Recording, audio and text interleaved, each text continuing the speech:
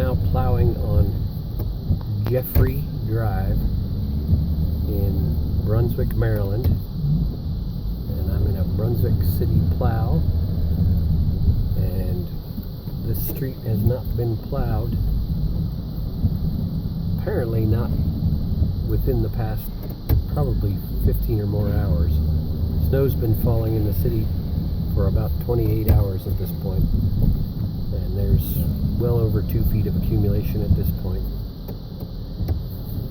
City crews have been working in split shifts, keeping 6 plows running pretty much 24 hours a day, and keeping the main roads open for emergency vehicles, and we're now trying to get to some of the side and dead-end streets to get those open.